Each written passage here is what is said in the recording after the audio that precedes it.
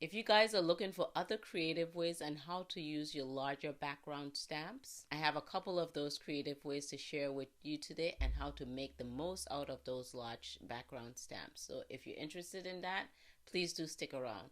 For those of you who are new to my channel, my name is Claudette with Miss Puff Creative Corner. So let's get started. So I'll be working with Stampin' Up, one of their newer releases, Sketch Plaid Stamp. And I love a plaid or a checkered background stamp. So this is a new release a couple weeks ago. So we will be working with that today. So first off, what you're going to need, I'm going to show you the technique on how to ink up your larger stamp and use it. It's nice if you have a positioning tool, but if you don't, you could use this, and I'm going to use this clear block, and it's by Stampin' Up. So you could put your stamp on your clear block, and this is a nice large heavy block. It has little grooves on the side of it so you could grip onto it nicely. So I'm going to go ahead. This is like 4 3/4 by 6 inches, I want to say, but it holds this large stamp so nice. Look at that. So I'm going to press that on there, and this is going to help us prevent it from moving. So next, what I'm going to do is bring in my ink pad, and I'm using Lemon Lolly. This is a new yellow, also by Stampin' Up. So I'm going to go ahead and ink up this stamp pad pretty good. So we got that inked up. So what you're going to bring in is your layered piece of cardstock. And then what you're going to do is gently place that down on top of your stamp. And I am going to bring in a scrap piece of paper and lay that over it. And then we're going to rub that. So I'm just supporting that with one hand just so my paper don't slide, and rubbing it all over to get an even image. So let's pick that up and see what kind of print we have. So I'm just going to bring in a little tweezer. Just lift that up by the corner. Look at that. Isn't that nice? Evenly. Didn't even miss a spot. And then your hands are clean. All right? So next up, what you're going to do is take your layer. You could cut it down to whatever size that you would like. And you're going to create your card. So you're going to get the base of your card, and you're going to go ahead and dress your card up with your layer that you just created. Isn't that a gorgeous yellow? I really do like that yellow. So this is a card that I created, okay? I put some vellum, I stamp happy, cut that out, add a couple of leaves. Look how that green looks with that yellow. Add a little bow, add some little gems. And these gems have like a diamond cut, so it gives you that extra shimmer, okay, with the light. So that's that card. So we're going to move on to another creative way, but this was just a tip and to show you how to get a nice image, okay? So that's just the original way that you use your stamp, okay? So if you don't even have a block, you could put your stamp. If you don't have a large block like this, you could just take your stamp and lay it on top of the paper. Put your cardstock over it, put your scrap piece of paper over it, and rub it, and you get the same effect. You just have to be careful that it doesn't slide around, okay? So next, what I'm going to do is I am going to bring in my stamp positioning tool, and this is the Stamparatus that Stampin' Up used to sell. These are not available anymore. I'm going to be bringing in a piece of cardstock. All right. So what are we going to do is bring in a piece of masking tape. You could get your masking tape from anywhere, but I use the masking tape by Stampin' Up, and it's 12 by 7 inches. And this, I cut it down. I cut piece of, this is 1.5 by 5 inches, and I am going to lay it across my cardstock here. And I like that it has the grid paper, and that helps me to keep lined up. And once you cut your masking tape, you want to have some straight lines, okay? because that's the effect that we want to be able to have straight lines across. So we have that slanted there, okay? And now what we're going to do is bring in the same stamp. I'm going to lay it on top of my cardstock, and I'm going to close this door down here and then go ahead and pick that up. So now what I'm going to do is I'm going to turn this on the side so you could have a better view. I'm going to go ahead and take my ink, which is the same yellow, and ink my stamp up. And of course, if you don't have a stamp positioning tool, you could use your hands too as well. Like we did before, you could just lay it over here and use your hands to rub that on, or you could use your block. So what we're going to do is go ahead and close that down and give this a good rub.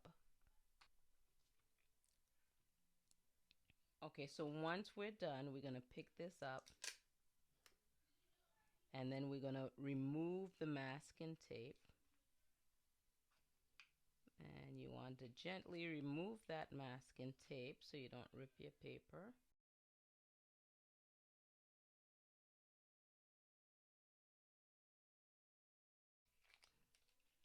All right. And you want, look, and you have a space right here. You could have put a sentiment right in here. So you want to measure out your sentiment and make sure your space is large enough to fit your sentiment. So what we're going to do is get the base of our card and just dress it up. So I'm going to show you a couple cards that I created using this technique. So this is one here. So you just bring in your sentiment. I stamp happy, cut that out, and put sending lots of love up here. I did heat embossing with white heat embossing powder, and then I used some of those diamond cut gems here again. And that is in a copper brown color. It goes nicely with that yellow. Okay. And then also I have one right here. And with this technique now, I just stamp the larger stamp down here. And then I just use a smaller stamp. I kept the tape on and I just stamp right up on top here. So you have two separate images. And I just add some little butterflies here and design. So you just dress up the base of your card. So those are two designs. So another technique, I'm just going to be bringing in a paper, and this one here is 6 by 6. All right, so we have our 6 by 6 piece of cardstock. I'm going to bring in a ruler and a pencil. And so we're going to take from one corner to the next corner, and then we're going to take our pencil and we're going to draw a line from one corner to the next. And then we're going to do the same thing on the opposite corners.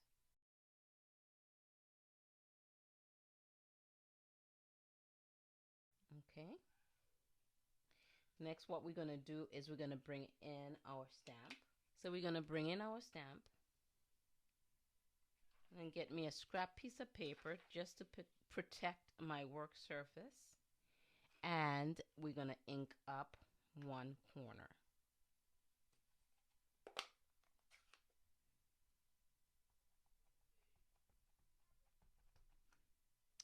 Next, what I'm going to do is go ahead, lift my stamp up, and you're going to take your corner that you just ink up, and you're going to put it, that's the center where you made your X, and you're going to angle it like this, and you see that triangle that we created, and then we're just going to put that down.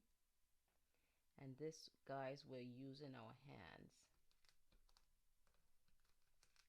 to get that imprint. And this is sticky here. Okay. We're going to turn it around, and I'm going to do the same thing to this corner.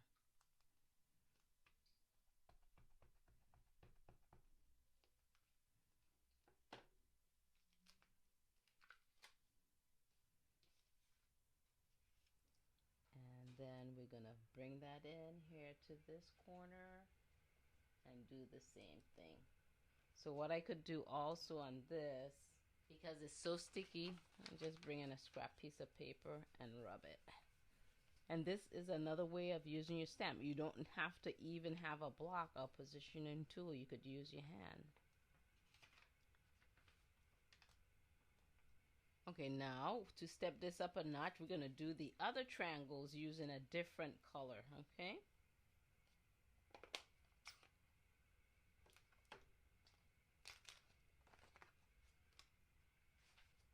So we're going to ink this up with a blue.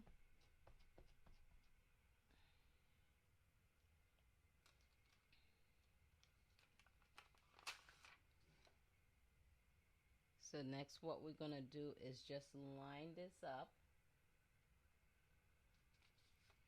And then we're just going to give that a good rub.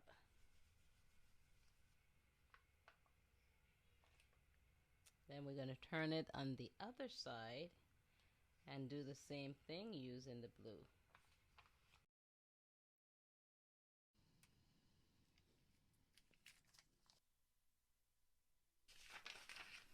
So do the same thing and rub that.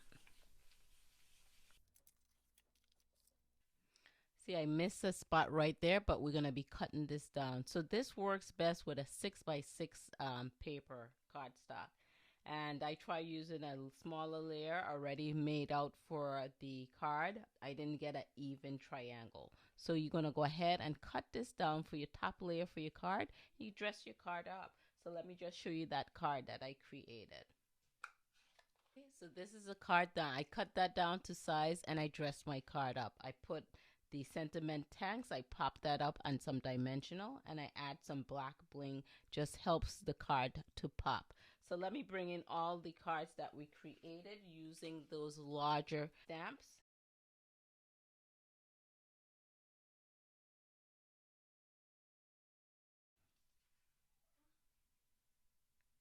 There you go, guys.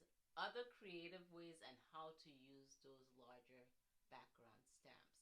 So I hope you guys got creative values from today's video.